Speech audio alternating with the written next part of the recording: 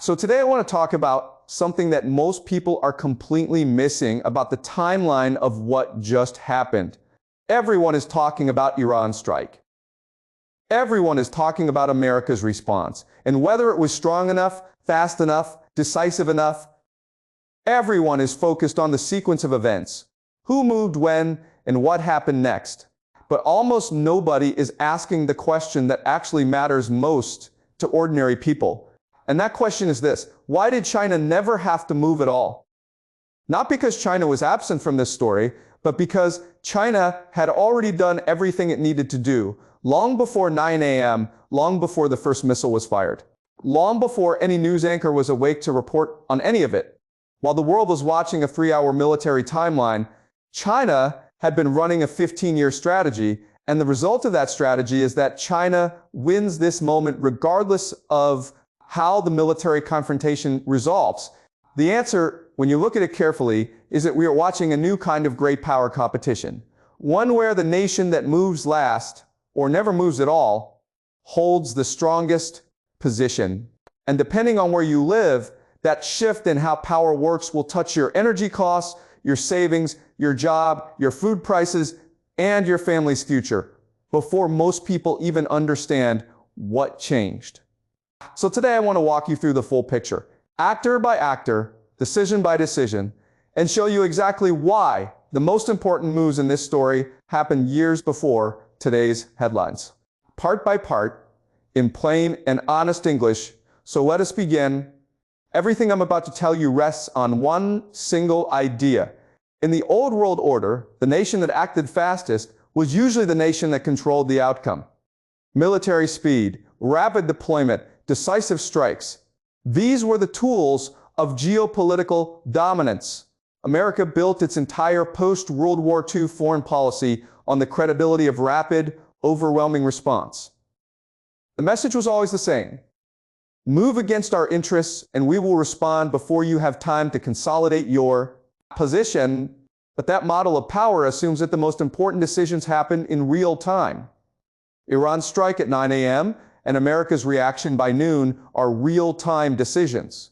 They matter, but they are not the decisions that will determine who controls the Middle East in 20 years. The question is no longer which nation can respond the fastest to a military provocation.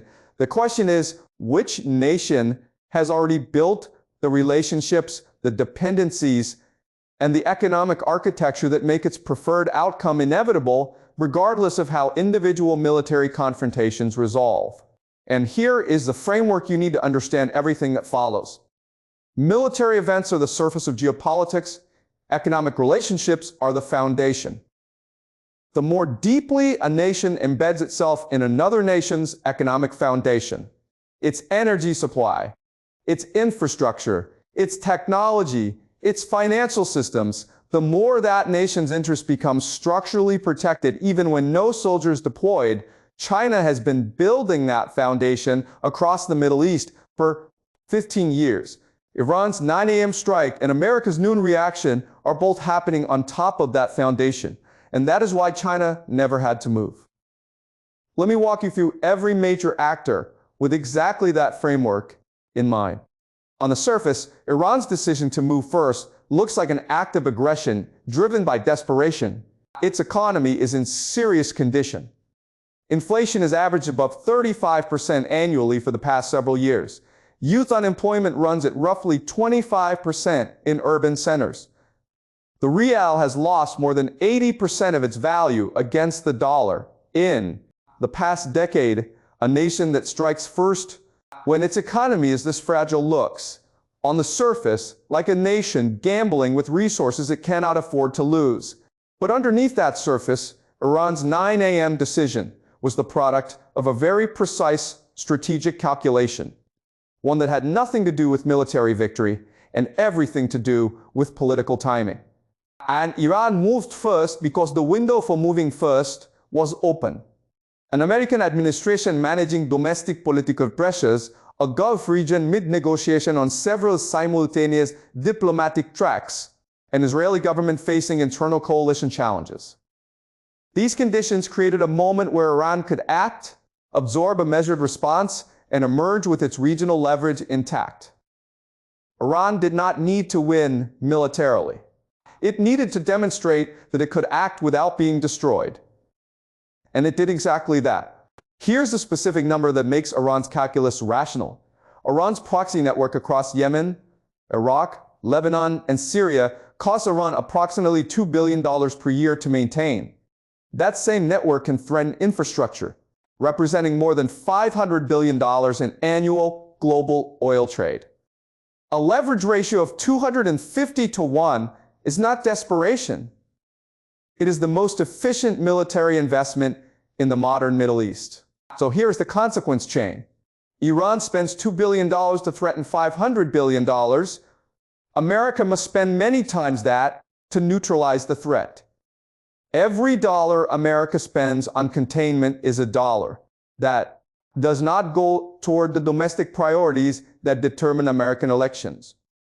Every election cycle that passes without decisive action against Iran's proxy network makes the next decisive action more politically costly. The longer the cycle runs, the more Iran's leverage compounds. For ordinary Iranian families, the 9 a.m. strike means something painfully contradictory. Their government just demonstrated strategic sophistication on the world stage, while the economy those families navigate every day remains one of the most distressed in the region. Power and prosperity for Iran are running on completely separate tracks. Now let us talk about what happened by noon, and why America's response, though militarily competent, may have confirmed exactly the strategic reality Iran was counting on. On the surface, America's noon response looked strong. Its interception systems performed with high effectiveness. Its military coordination with regional partners was swift and technically precise. The response was fast, professional, and demonstrated exactly the kind of operational capability that American defense investment is designed to produce. By any military standard, America performed well, but the strategic message embedded in that response, the message that every foreign ministry in the world decoded within hours, was not about capability, it was about intent. America responded to contain the situation, not to change it. Containment says, we will stop this from getting worse. It does not say there will be a price for starting it. And in geopolitics, the distinction between those two messages is enormous. One preserves the status quo, the other defends it. America chose preservation, and every nation watching drew the appropriate conclusion about what that choice means for the next confrontation. Here is a specific number that explains why America's choice was nearly inevitable. The United States currently carries $36 trillion in national debt, with annual interest payments now exceeding $1.1 trillion, more than the entire federal defense budget. At that debt level, every military escalation must be weighed not just against its strategic merit, but against its cost in a fiscal environment that has no margin for open-ended commitments. So here's the consequence chain. Debt constrains escalation. Constrained escalation produces measured responses. Measured responses signal to adversaries that provocation below a certain threshold carries manageable costs. Manageable costs invite repeat testing. Repeat testing over time ratchets the threshold downward. And a downward ratcheting threshold means that the level of Iranian action required to trigger decisive American response rises with every cycle of managed confrontation. For ordinary American families, the noon response and its strategic implications translate directly into economic terms. Every time the Middle East is destabilized without decisive resolution, oil price volatility increases.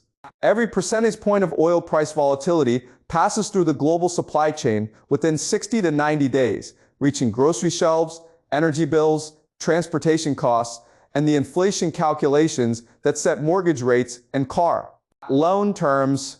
Now let us look at the actor that was watching both the 9 a.m. move and the noon response with the most precise and prepared attention. On the surface, China was absent from everything that happened today. No Chinese forces were deployed. No Chinese official made a significant public statement about the strike or the response. China's official position, as it is for virtually every regional conflict, called for restraint, dialogue, and a diplomatic solution. If you followed only the day's headlines, China was a spectator. But China was not a spectator. China was the stadium. Everything that happened today. Iran's confidence to move first, America's constraint in responding, the Gulf states' careful silence, the economic calculations running in every regional capital, all of it is happening inside an architecture that China has been building since approximately 2013. The Belt and Road Initiative, the 25-year Iran Cooperation Agreement, the Saudi-Iran Normalization Deal of 2023, the currency swap arrangements with Gulf central banks, the Huawei infrastructure embedded in Gulf telecommunications networks. These are not individual diplomatic achievements, they are load-bearing pillars of a new regional order. Here is the specific number that makes China's position structural rather than situational. China is the primary trading partner of 128 countries globally, as of the most recent data.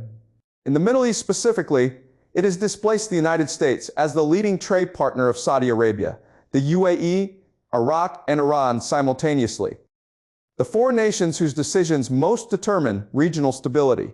No military deployment achieves what that trade network achieves. Trade creates dependencies. Dependencies create leverage. Leverage creates outcomes. China has the leverage, and it acquired it without firing a single shot. So here is the consequence chain. China's trade relationships mean that every nation in the region has an economic reason to keep Beijing informed, consulted, and satisfied. If China is consulted, it shapes outcomes from inside the decision-making process rather than reacting to them from outside. If it shapes outcomes internally, it does not need to move publicly.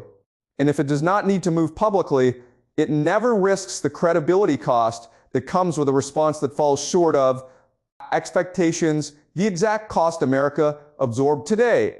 For ordinary Chinese families, today's events represent the practical return on a foreign policy investment their government has been executing for 15 years.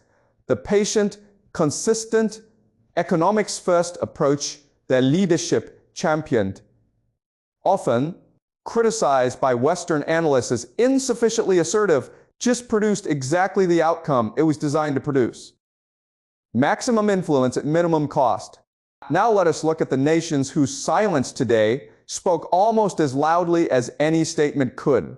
On the surface, the Gulf states' measured public responses to today's events look like diplomatic caution from nations trying not to be drawn into a conflict they did not start. Saudi Arabia issued a call for restraint. The UAE expressed concern for regional stability. Qatar offered its services as a mediating channel. Kuwait and Bahrain said nothing publicly of substance. None of them condemned Iran. None of them rallied to Israel's defense. None of them publicly reaffirmed American security arrangements with the kind of language that Washington might have hoped for. But underneath that diplomatic caution is a strategic calculation that has been sharpening for several years, and that today's events have brought into unusually clear focus. The Gulf states are not uncertain about what they think. They are very deliberately choosing which relationship to protect with each public statement they make. And the relationship they are most carefully protecting right now is the one with Beijing. Here is a specific number that defines the Gulf's strategic center of gravity. China's infrastructure investment in Gulf nations now exceeds $200 billion across ports, industrial zones, technology networks, and energy infrastructure. Saudi Arabia's Vision 2030, the transformation program on which Crown Prince Mohammed bin Salman's entire legacy depends, is being built with Chinese construction capacity, Chinese technology, and Chinese financing on a scale that no Western consortium has matched. When $200 billion in infrastructure is at stake, public statements are chosen with extraordinary care. So here's the consequence chain. Gulf states' economic dependency on Chinese investment means that any public statement that Beijing reads as hostile to Chinese interests carries a measurable economic cost. If that cost is high, statements are moderated. If statements are moderated, the diplomatic signal sent to Washington is weaker than Washington expects. If Washington receives weaker signals than expected, it recalibrates its assessment of Gulf reliability as a partner. And if Gulf reliability is in question, American strategic planning in the region becomes less confident, which further reduces America's willingness to make the kind of decisive commitments that would restore Gulf confidence in American protection. For ordinary Gulf families, Saudis, Emiratis, Qataris, this moment means their governments are navigating the most consequential strategic transition of their modern history. The shift from a world where American protection was the anchor of their security to one where Chinese economic partnership is becoming the anchor of their prosperity. Now let us look at the one actor whose position today became measurably more difficult and more isolated than it was yesterday. On the surface, Israel emerged from today's events with its military capability confirmed and its immediate security intact. Its interception systems worked, its intelligence gave advance warning. Its military coordination with American forces was effective. The attack was repelled. On the narrow military ledger, Israel performed exactly as its defense doctrine requires, but the strategic ledger tells a more complicated story. Israel is fighting with extraordinary effectiveness inside a strategic environment that has been shifting against its long-term interests for several years. The Saudi-Iran normalization of 2023 removed the prospect of a formal Arab coalition against Tehran that had been Israel's most significant geopolitical hope for a decade. The Gaza conflict has isolated Israel diplomatically from the global south, from much of Europe, and from publics in countries whose governments still formally support it. And today's events have confirmed that American support, while real and militarily significant, comes with explicit constraints on how Israel can respond. Here's the specific number that captures Israel's strategic dilemma. Israel's population is approximately 9.8 million people, and Iran's population is approximately 90 million. Iran's proxy network spans 5 additional countries and encompasses tens of millions more. Israel is a technologically superior but numerically finite nation managing threats across multiple fronts simultaneously. In an increasingly multipolar environment where the diplomatic backing that once multiplied its effective power is becoming less reliable, so here is the consequence chain. Israel's diplomatic isolation limits its ability to build the regional coalitions that could share the security burden. Limited coalitions mean Israel carries more of the military load itself. Carrying more of the military load increases defense spending as a share of the economy. Rising defense spending crowds out civilian investment. Reduced civilian investment weakens the economic dynamism that funds defense capability. The loop is not fatal. Israel is extraordinarily resilient, but it is a constraint that compounds over time.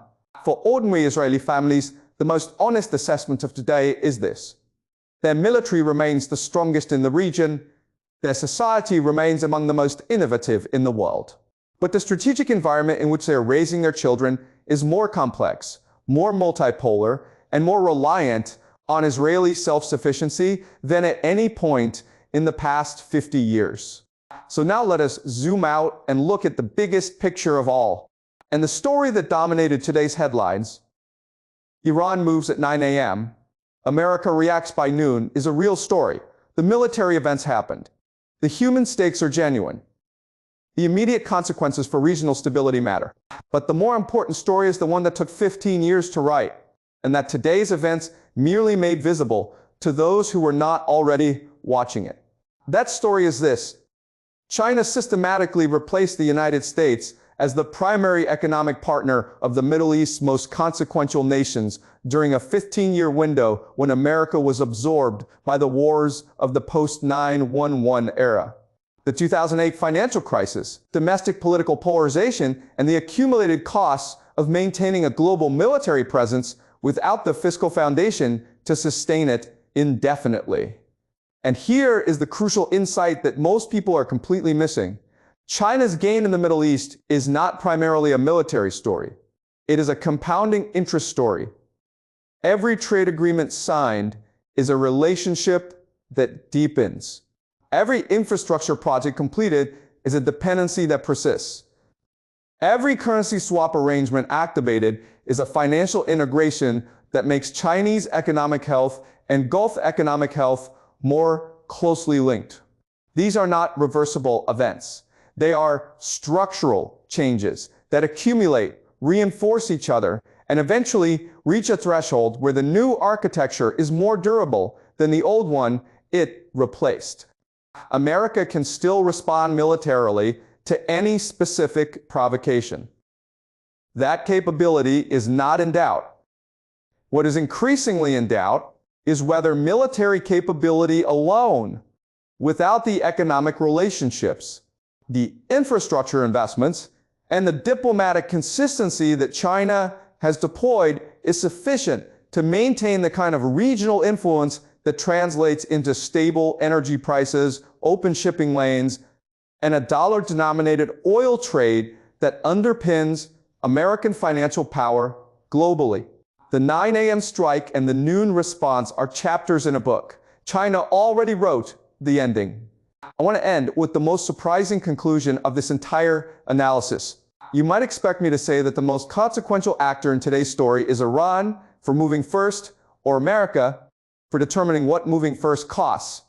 Both are central to what happened today. But actually, no, the most consequential action taken in relation to today's events was not taken today. It was taken in 2021 when China signed its 25-year comprehensive cooperation agreement with Iran, because that agreement did something that no military deterrent can replicate. It gave Iran an economic foundation that reduced the cost of confrontation with the West to a level Iran's leadership judged acceptable. Think about what that means in practical terms. Before that agreement, Iran's strategic calculus was constrained by economic isolation.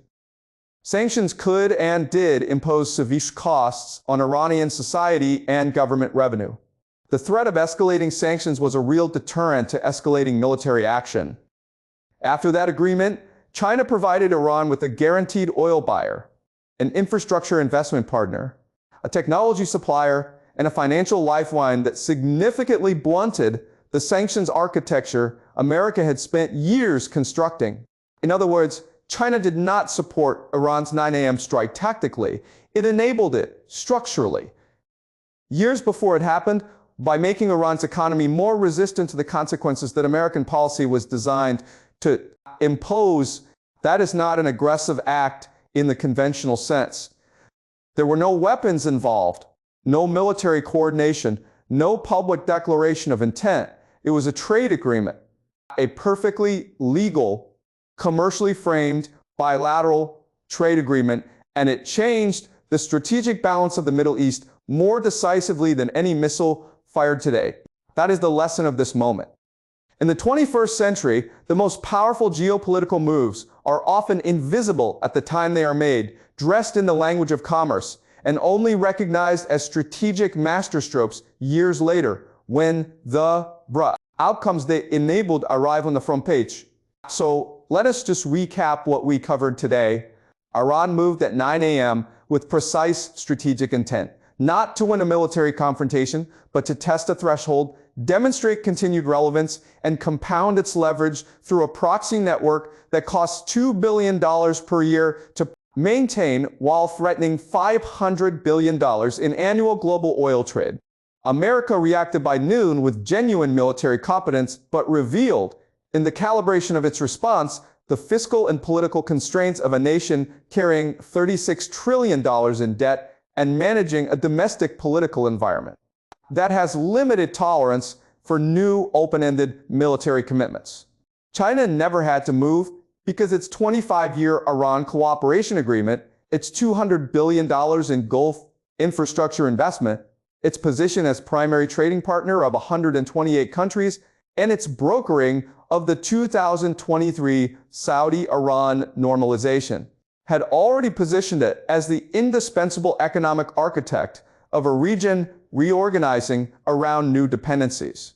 The Gulf states chose their words with extraordinary care, protecting $200 billion in Chinese infrastructure investment and the economic transformation programs built on Chinese capacity, even as they formally maintained American security arrangements. Israel fought with its full capability inside a strategic environment that has been shifting against its long-term diplomatic position for several years. Increasingly reliant on self-sufficiency in a multipolar world where the coalitions of the previous era are less available than before, and the most powerful move of the entire day was made in 2021 in a signed trade agreement by a nation that did not appear in a single headline today. The 9 a.m. strike was real, the noon response was real, but the outcome of this story was decided long before either of them by a nation patient enough to build the ending before anyone else had started writing the beginning. That nation did not need to move today. It had already arrived.